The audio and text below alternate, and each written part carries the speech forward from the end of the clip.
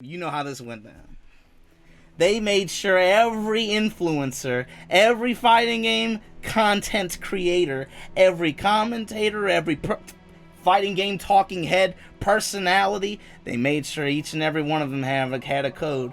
But they forgot one man. Every VTuber, every influencer. Oh, Giuna saved Guilty Gear. Gotta make sure he gets a code. We can't have an influencer day without Giuna.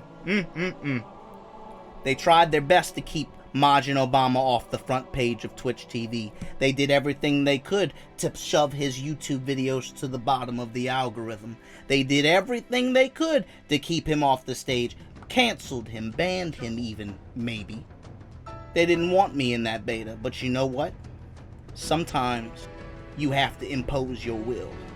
When I put that code in my PlayStation, I said, you know what?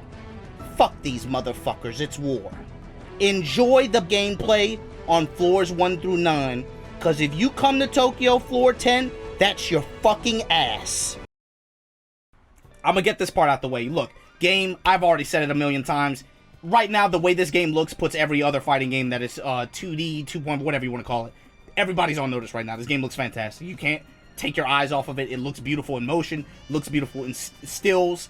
Even when it's glitched and bugged out, it looks beautiful. It looks good even when it looks bad. That's the fucked up part. The netcode, I think, was the biggest, I don't want to say a surprise, but because, you know, we've been knowing, if you've been paying attention, you know that Zynak, one of the guys behind the rollback success at Iron Galaxy, you know, you got to think about the games that have done really well with netcode in the 2010s, right? The NRS games, you got to talk about Iron Galaxy and what they did with KI. You got to talk about Skullgirls. Those games that are most famous, I think, for having like high quality net play like that. It's been a while since you've had one that really kind of cut close, I think, outside of them, right? This game, to me, is the next generation of that. This is the evolution of that. This is what next-gen fighting games are looking at with this netcode. We've had questions about it for a year. The first beta was all delay-based, and it was nasty as hell. Y'all bitched and moaned enough. Sajam and Maximilian literally sounded the trumpets, and y'all assembled at the fucking, on the cliffs, threatening that legit put it in the game. And y'all know what I'm talking about. R-word, baby. Rollback. It's in there. And it is fan-fucking-tastic. I played all weekend. Played with people from California, from Canada. Played somebody in the Caribbean.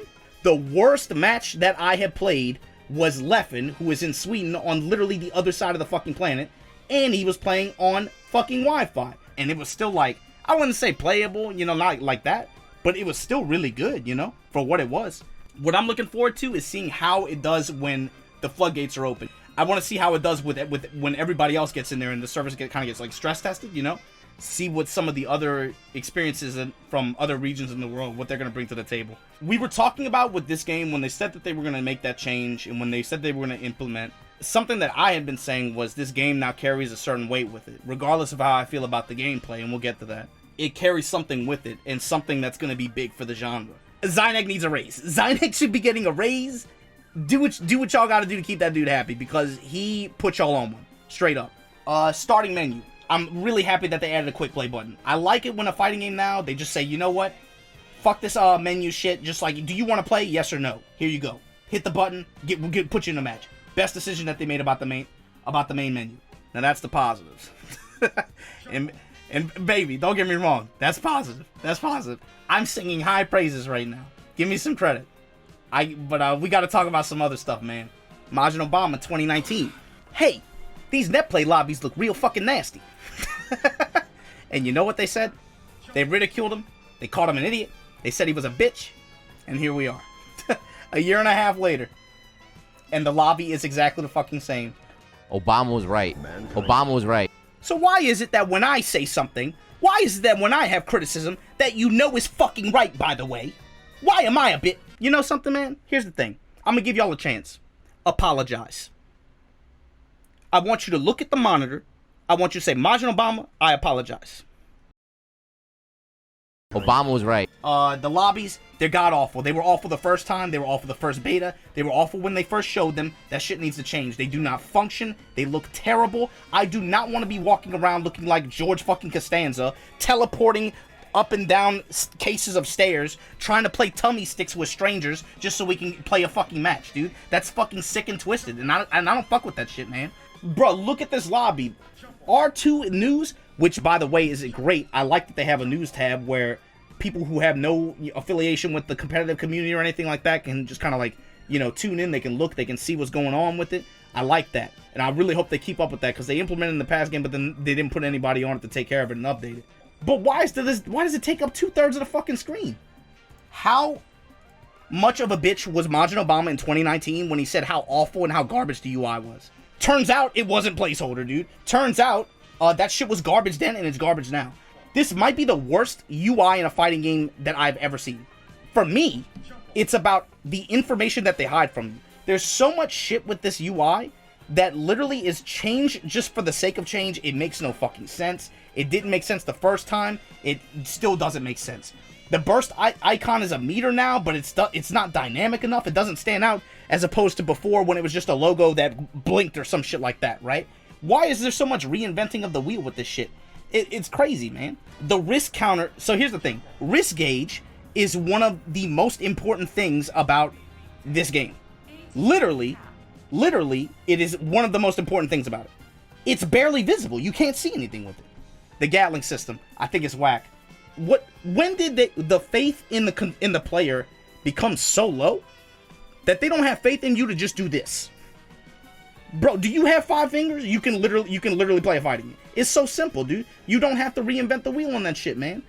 So many things about this game where we want to make it easier to get into. We want to make it more custom to newcomers. And then they have cursed shit that is completely against that ideology, you know? Let's keep staggers in the game. One of the worst mechanics in GG, by the way. And everyone hates that shit. Let's put it in the game and then not tell anyone. That's fucking weird, man. Dude, change these Gatlings. What I would also... Did y'all hear that? Can y'all hear that? The character select screen. They changed this a little bit from the previous beta. Quite frankly, it still looks like marginally better, but I gotta be honest with you, it still looks like dog shit to me. I think it's trash. They should redo it. It looks a little bit better, but it still looks like Marvel vs. It's like Marvel vs. Capcom Infinite is here, and you can't unsee how cursed that shit is, dude. It's not even symmetrical. That shit's crazy. This is barely above it. It's not that good. Music. That's the next thing I wanted to say. Speaking of which, it's difficult to compete with the original soundtrack. It's very difficult to compete with the XX soundtrack. But excerpt from Jump, I heard some of these songs and I was like, damn, that's not bad. That's nice. I like it. The Slayer theme from Excerpt, godlike. The Potemkin theme, godlike. The Kai theme, the Sin theme. I can rattle off multiple tracks that I know are fucking beast, and they actually age well. They actually belong, I think, in the Guilty Gear like music library. You know, like they're nice. The game got some nice music. This game, I do not feel the same way about majority of the music. This is the only song that I really fuck with. This song, I'll co-sign on. That first offline event, when we get the eye-to-eye karaoke version, y'all can pull my card, dude. I'm running that shit for multiple hours on end, because I've already been doing it, basically. Unfortunately, this is the only fucking good song on the game. Colors, I give an honorable mention to. Society, I feel that way sometimes when I'm, like, real sad boy. The rest of that shit, like I said, I smell something. It's not the game, though. The OST is super booty butt cheeks. The songs just don't hit, man. Facts. The last few things, these are just personal wishes. I'm not going to say that this is stuff that they should do. This is just stuff that would make me happy. Status effects. I always thought this was one of the coolest things about Persona. They've already started kind of doing it in this game. With Shock State, with the slowdown state from RC, the Afro state that Faust can do. One of the coolest things about Persona to me was the status effects. It made a lot of interactions more unique. It just had that feeling of like, oh shit, I've been in this situation a few different times before, but this time I have this status effect inflicted, and it just creates a completely different scenario because of it. It makes for really interesting interactions and really interesting situations. Combo structure. Right now it feels like it's very like have and have nots. More combo ability, combo structure tuning, I think. If you land a mid-screen anti-air and it is not counter hit, it just feels so limited. It feels like you know, why even bother, you know? Bursts. So they made the announcement that or I guess somebody figured out that bursts aren't throwable anymore. I don't know. I don't know what the reason for that change was. I think it's fine. if they reverted it. Maybe they're just trying it out. You gotta remember, this is still just a beta, right? A lot of this gameplay stuff can still be changed, which is why it's important to talk about it. Air tech. So far, that was one of the things that they talked about very early on. There's no air tech in this game. We're not gonna have air teching or whatever. It makes some interactions feel a little bit more static, and I think it makes it harder for. It's just a less dynamic game, you know. It's weird to turn the game on. It's just like it's like, man, it feels like rapid fire. I feel like I'm in the air in this game way more than I ever was in Plus RX. It's just nonstop. Like the floor is lava. Everybody's just jumping nonstop. I would like to see some form of air teching back. Instant blocking and flawless defense instant block.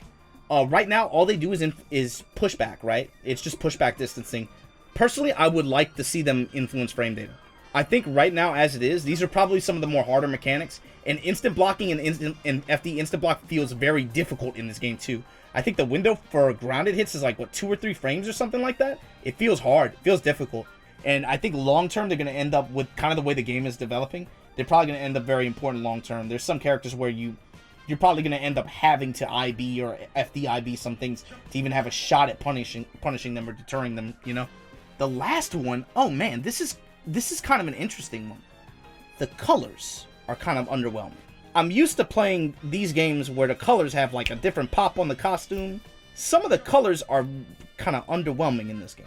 What I'm looking for, I think if it's going to be like this, I need colors with more pop. I think if they're going to be like this, what I would prefer is go the Melty Blood route. Give me like 50 colors.